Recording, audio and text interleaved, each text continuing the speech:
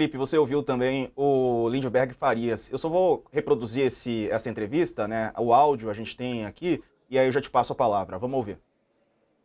Esse deputado é um canalha, assassino. Pode olhar a história dele. Aqui nessa casa a gente tem que ter um mínimo de respeito. As mulheres do PT estão entrando no Conselho de Ética, pedindo cassação de mandato deles. Vai ter representação também criminalmente na Procuradoria-Geral da República. Nós estamos no mês das mulheres, teve dia 8 de março, e uma agressão violenta, de baixo nível, de uma figura desqualificada, né, como essa que a gente viu. Esse é o tipo de coisa que não dá para aceitar. É com esse tipo de gente que a gente está disputando, infelizmente. Aí, Felipe. Alguns contextos, Diego. Primeiro, o Lindbergh é companheiro da ministra Gleisi. Quando ele fala em assassino, é porque quando tinha 19 anos, o deputado Gustavo Gayer pegou o carro alcoolizado, se envolveu num acidente, uma pessoa morreu e uma pessoa ficou paraplégica naquele acidente. O líder do PT, o Lindbergh, ele fala em acionar a PGR. Só que os casos de racismo do deputado Gustavo Gayer está lá desde 2013 e a coisa não andou. Aconteceu a mesma coisa que acontece aqui no Conselho de Ética. Tudo está indo muito devagar, nenhuma punição foi colocada desde então. É 2023, já fazem 2 anos.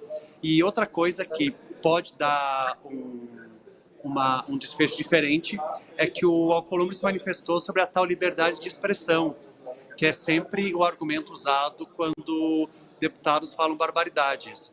E ele disse que liberdade de expressão não pode ser confundida com falar o que quiser e cometer crimes.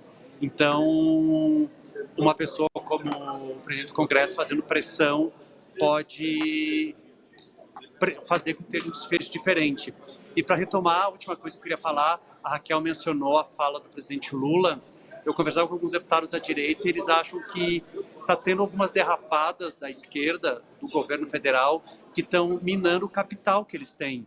Porque eles tinham capital do meio ambiente, recorde de queimadas.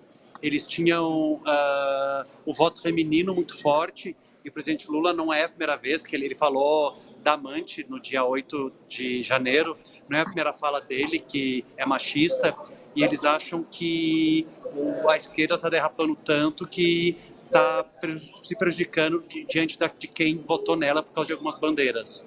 Pois é. Ô, Felipe, só para a gente finalizar aqui, o deputado Hugo Mota, presidente da Câmara, ele se manifestou?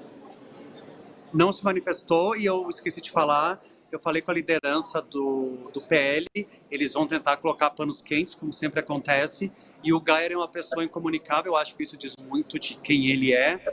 A primeira vez que eu vi o Gayer, fui me apresentar, eu estendi a mão, a hora que eu falei que era repórter do UOL, ele virou as costas e saiu andando.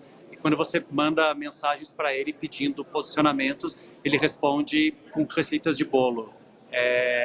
Não há o posicionamento dele aqui por causa disso, é desse tipo de gente que estamos falando. É complicado. Eu posso fazer uma pergunta para o Felipe? Qualquer pergunta que você manda, ele responde com receita de bolo. É assim que ele trata o que ele chama de liberdade de expressão, de imprensa. Fala, Couto. Felipe, tirando esse assunto do dia aí, quando é que vão começar a discutir o orçamento? Nós estamos na metade de março, até agora nem começaram os debates. E está a maior confusão lá para ver quem vai ser o relator, a briga, né, dos partidos. Como é que fica isso? Os problemas do país não têm espaço na Câmara? Eu até tenho resposta, não vou atropelar o programa, Diego, se eu responder? Não, pode ficar à vontade.